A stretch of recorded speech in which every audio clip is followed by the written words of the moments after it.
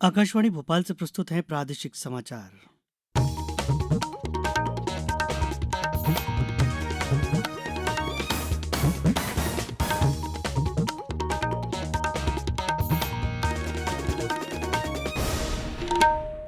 नमस्कार, समाचारों के साथ मैं रत्नेश सोनी। सबसे पहले मुख्य समाचार। भोपाल में मध्य प्रदेश माइनिंग कॉन्क्लेव 2024 की हुई शुरुआत। 600 कंपनियां हो रही हैं शामिल। भोपाल कानपुर इकोनॉमिक कॉरिडोर बनेगा 4 लेन। केंद्रीय मंत्री नितिन गडकरी ने की घोषणा। सरकार ने रेलगाड़ियों में अग्रिम आरक्षण की समय सीमा को 120 दिन से घटाकर की 60 दिन। 1 नवंबर से होगी लागू। और भारत न्यूजीलैंड टेस्ट मैच में भारत 46 रनों पर सिमटा। न्यूजीलैंड ने बनाए 3 विकेट पर 180 रन। अब समाचार विस्तार से। भोपाल के कुशाभाऊ ठाकरे सभागार में आज मध्यप्रदेश माइनिंग कॉन्क्लेव 2024 की शुरुआत हुई।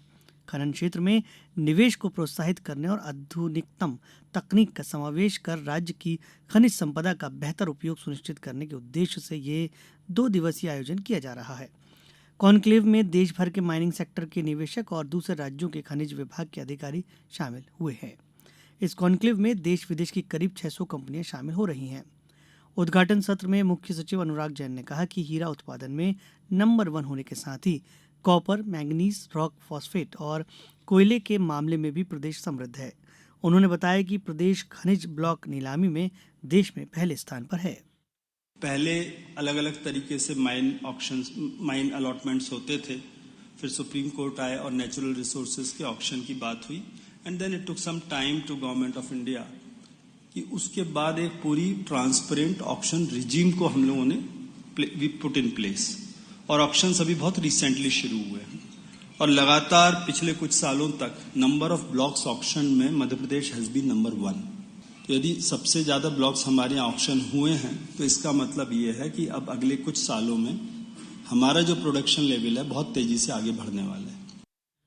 केंद्रीय सड़क परिवहन और राजमार्ग मंत्रालय ने प्रदेश को नई सौगात देते हुए भोपाल कानपुर इकोनॉमिक कॉरिडोर को 4 लेन में अपग्रेड करने के लिए भोपाल से विदिशा, विदिशा से ग्यारसपुर, सताई घाट से केमाहा पैकेजों के लिए 3,589.4 करोड़ रुपए की परियोजना को स्वीकृति दी है। केंद्रीय मंत्री नितिन गडकरी ने अपने संदेश में कहा कि इन परियोजनाओं का कनेक्टिविटी बढ़ाने, यात्रा के समय को कम करने, सड़क सुरक्षा को उन्नत करने और क्षेत्र के आर्थिक विकास में तेजी लाने के माध्यम से क्षेत्र के समग्र विकास के लिए सकारात्मक प्रभाव पड़ेगा। मुख्यमंत्री डॉक्टर मोहन यादव ने मध्य प्रदेश को विकास पथ की ये अमूल्य सौगात देने के लिए श्री गडकरी का आभार व्यक्त किया है। उन्होंने कहा कि भोपाल कानपुर इकोनॉमिक कॉरिडोर के 4 लेन में अपग्रेडेशन से इस क्षेत्र के आर्थिक विकास को गति मिलेगी। राज्यपाल मंगूभाई पटेल ने कहा है कि प्रतियोगिता में भाग लेने से नया जोश और मनोबल तो मिलता ही है, साथ ही अपने और दूसरों के प्रदर्शन के अनुभव से कौशल का नया स्तर प्राप्त होता है। राज्यपाल आज केंद्रीय संस्कृत विश्वविद्यालय के भोपाल परिसर में आयोजित अखिल भारतीय क्रीड़ा सांस्कृतिक शैक्षिक स्पर्धा युवा महोत्सव 2024 के उद्घाटन समारोह को संबोधित कर रहे थे। इस अवसर पर राज्यपाल मंगूभाई पटेल ने विश्वविद्यालय द्वारा प्रकाशित विशिष्ट ग्रंथों सर्वसमावेशी शिक्षा के परिप्रेक्ष्य में महर्षि दयानंद सरस्वती और भारतीय ज्ञान परंपरा शिक्षक शिक्षा का लोकार्पण किया। नायब सिंह सैनी ने आज हरियाणा के मुख्यमंत्री पद की शपथ ली। उनके साथ 13 अन्य मंत्रियों ने भी शपथ ली। पंचकुला में आयोजित इस कार्यक्रम में प्रधानमंत्री नरेंद्र मोदी और कई केंद्रीय मंत्रियों ने हिस्सा लिया। नायब सिंह सैनी दूसरी बार राज्य के मुख्यमंत्री बने हैं। प्रधानमंत्री नरेंद्र मोदी ने नायब सिंह सैनी को हरियाणा के मुख्यमंत्री पद की शपथ लेने पर बधाई दी। बिहार के सीवान और सारण जिले में जहरीली शराब त्रासदी में मरने वालों की संख्या 25 हो गई है।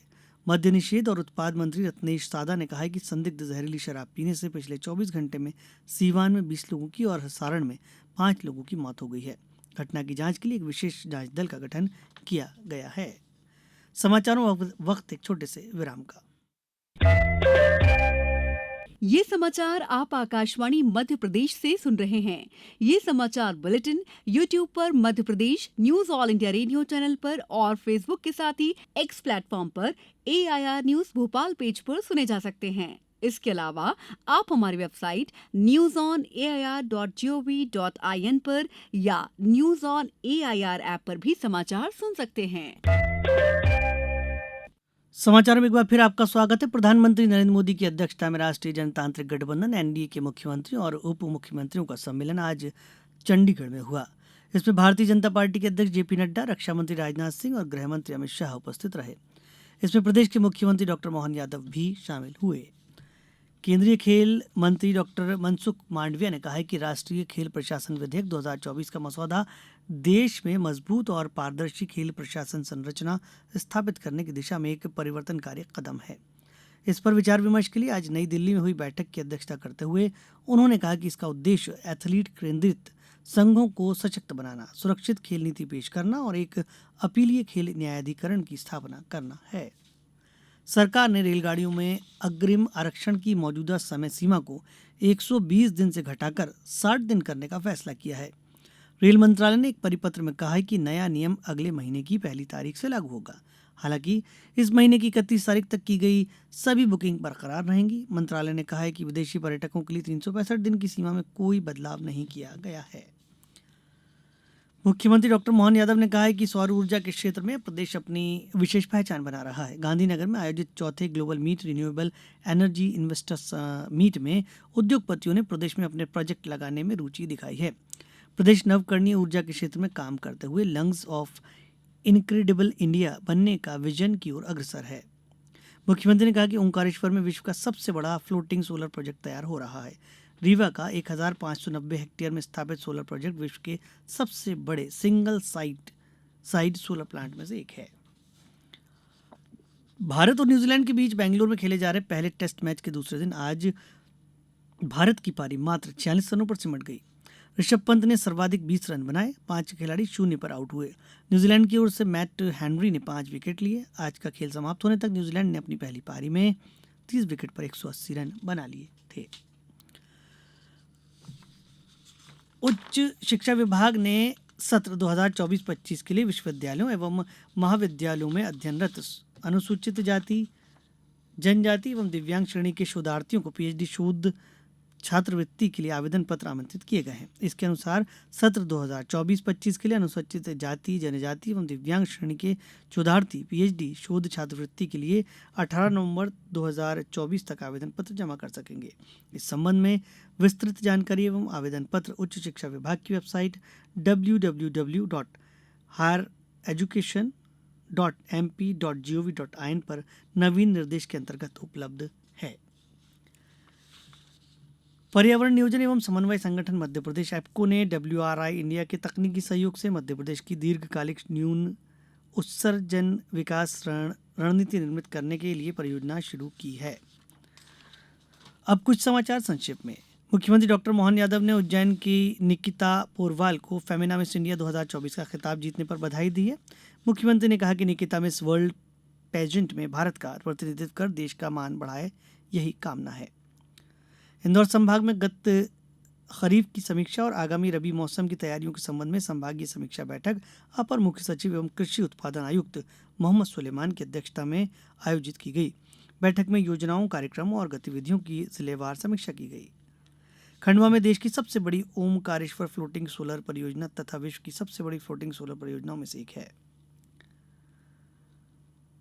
35वां अखिल भारतीय एथलीट खेलकूद समारोह का आयोजन 23 से सतना में किया जा रहा है। समारोह 23 अक्टूबर से 27 अक्टूबर तक होगा, जिसमें देश भर के 1500 प्रतिभागी हिस्सा लेंगे। और अब अंत में मुख्य समाचार एक बार फिर। भोपाल में मध्य प्रदेश माइनिंग कॉन्क्लेव 2024 की हुई शुरुआत, 600 कंपनियां हो रही हैं शामिल। भोपाल कानपुर इकोनॉमिक कॉरिडोर बनेगा 4 लेन, केंद्रीय मंत्री नितिन गडकरी ने की घोषणा। सरकार ने रेलगाड़ियों में अग्रिम आरक्षण की समय सीमा को 120 दिन से घटाकर की 60 दिन, 1 नवंबर से होगी लागू। और भारत न्यूजीलैंड टेस्ट मैच में भारत 46 रनों पर सिमटा, न्यूजीलैंड ने बनाए 3 विकेट पर 180 रन। इस बुलेटिन में आज बस इतना ही। नमस्कार।